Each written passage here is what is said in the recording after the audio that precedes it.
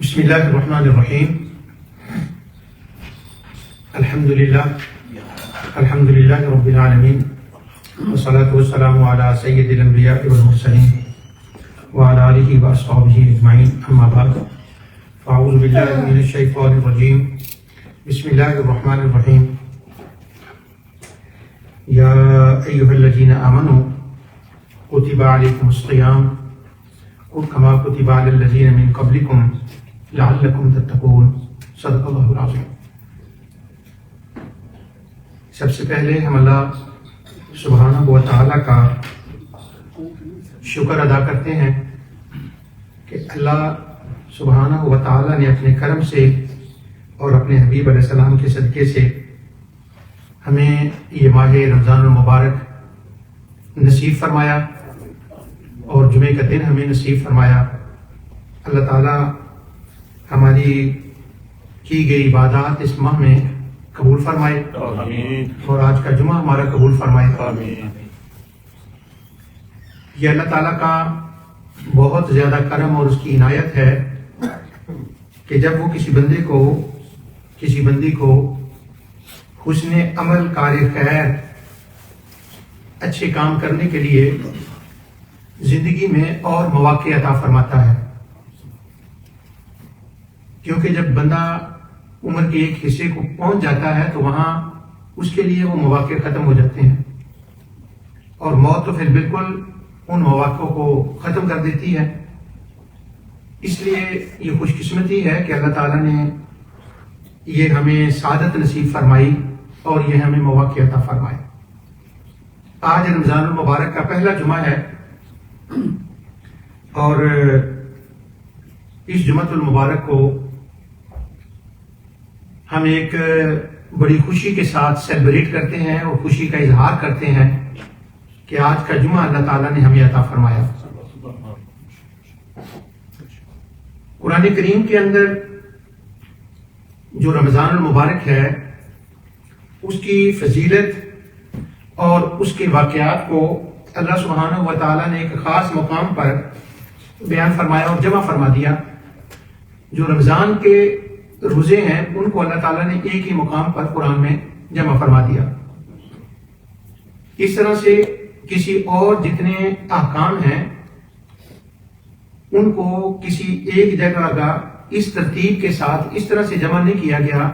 جیسا کہ رمضان المبارک کے مہینے اور روزوں کے بارے میں ایک جگہ جمع فرمایا گیا ہے۔ اللہ تعالیٰ ہمیں توفیق دے کہ ہم ان آیات کی تلاوت کریں۔ جب میں تلاوت کہتا ہوں تو تلاوت سے میری مراد ناظرہ نہیں ہے۔ تلاوت کا مطلب یہ ہے کہ غور و فکر سے ان آیات کو ترجمے کے ساتھ پڑھیں، تو ہمیں وہاں پر جو نظر آتا ہے وہ یہ نظر آتا ہے کہ 5 آیتیں ہیں اور 5 آیتوں کے اندر اللہ تعالیٰ نے ہر جملہ جو قرآن کریم کا ہے وہاں پر ہر جملے کے اندر ایک ریکٹیفائی فرمایا ہے اور اصلاح فرمائی ہے اور رہنمائی دی ہے۔ یہ جو میں نے عرض کیا نا کہ ریکٹیفائی کیا اور اصلاح فرمائی اور رہنمائی دی، یہ ان لوگوں کے لیے کام آنے والی بات ہے جن لوگوں نے ان آیات کو ترجمے کے ساتھ ان کی تلاوت کرنی ہے۔ ہم سے پہلے، مسلمانوں سے پہلے، یعنی مسلمان تو ہمیشہ سے ایمان تو ایک ہی رہا ہے سارے انبیاء کا، لیکن قوم کے اعتبار سے، آمد کے اعتبار سے قرآن کریم نے جو بیان کیا ہے وہ یہ ہے کہ یہودی اور عیسائی روزہ رکھتے تھے۔ جب وہ یہودی اور عیسائی دونوں روزہ رکھتے تھے تو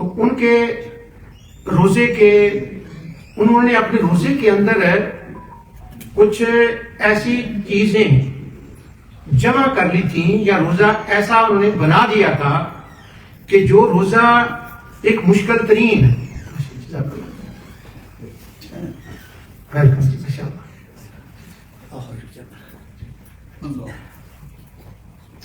تو انہوں نے روزے کو ایسا روزہ بنا دیا تھا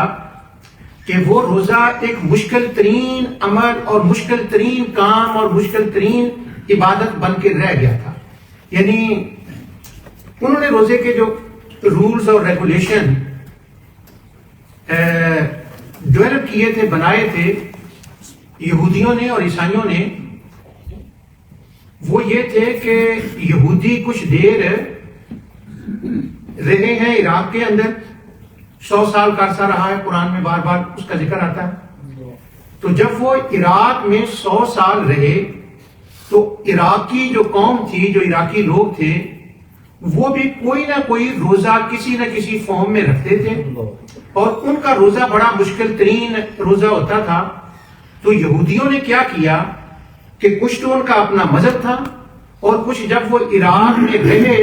تو وہاں کے جو کسٹم تھے نا روزے کے بارے میں، وہ انہوں نے ایسے اڈاپٹ کیے کہ انہوں نے اس کو اپنے روزے کا حصہ بنا دیا۔ اسی طرح یہودیوں کے اندر یہ ایک اثر ہو گیا، مصریوں سے بھی انہوں نے بہت کچھ لیا۔ اب جب عیسائیوں کا زمانہ آیا